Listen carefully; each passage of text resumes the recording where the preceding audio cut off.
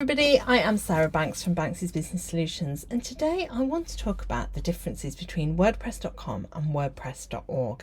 I know I've talked about them before, but I want to kind of go into a little bit more detail in today's video because I'm still seeing lots of people that opt to go for the .com option when actually .org would be better for them. Now, it is true that when you're starting out, it can be easier to use WordPress.com because so much of what you need to do with WordPress is done for you, like the updates, the maintenance to your site.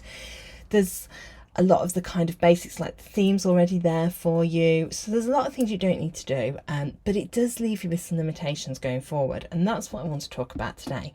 So first of all, I want to talk about functionality.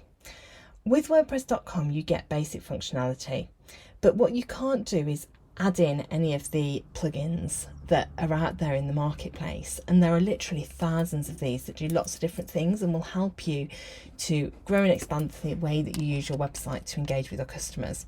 So they're not available in WordPress.com, or if they are, there tends to be a lot higher costs involved with them, and that moves us on nicely actually to the costs.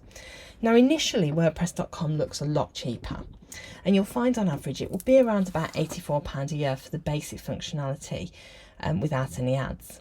However, as you go forward, you'll find that costs will increase, and if you do want to add any additional functionality, you'll have to pay more for it.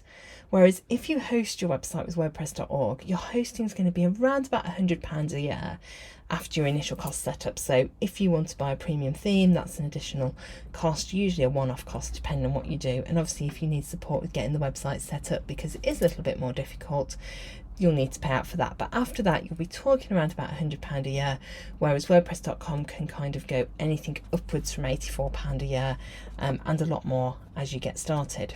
So if cost is important to you, it's worth looking at the long term rather than just the short term costs and what that then means to you.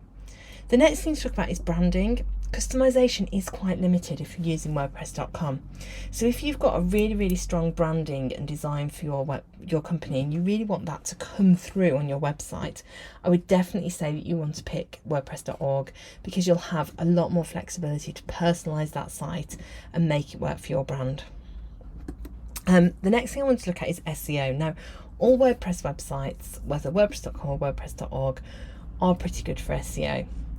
However, with WordPress.com, you're quite limited on the SEO options that you have, and you can only use the built-in tools. Whereas if you use WordPress.org, there are lots of different plugins that will help to enhance your SEO and allow traffic via Google a lot easier.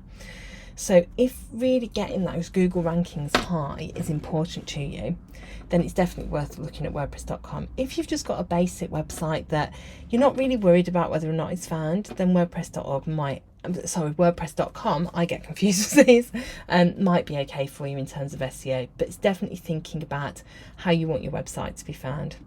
And the final thing to talk about is security, and that's really important because WordPress, whatever version you go for, is open source software. Now, if you go for WordPress.org, where you're managing it yourself, you're going to have to make sure that your security is up to scratch, both through your hosting company and through plugins and maintaining the site. And that can be tricky, and I totally get that that's quite scary for some people. If you go with the .com version, then all of that's taken care of for you, so you don't actually need any support with it. So if you are a bit of a technophobe and the other kind of key differences don't matter you so much, then WordPress.com might be a better option. But I definitely advise you to get some advice, because overall, really, when I compare the two and I talk it through with clients, I always recommend that they go for .org because it does give them much more control over their website and the ability to grow and develop with minimal additional costs. So whichever you're looking at the moment, even if you're using one, you're not sure if you want the other, have a chat with someone, reach out to me. I'm happy to have a chat about it and look at which is going to be the best for you going forward. I hope that you found this useful, and I hope you'll join me in another video again soon. Bye for now.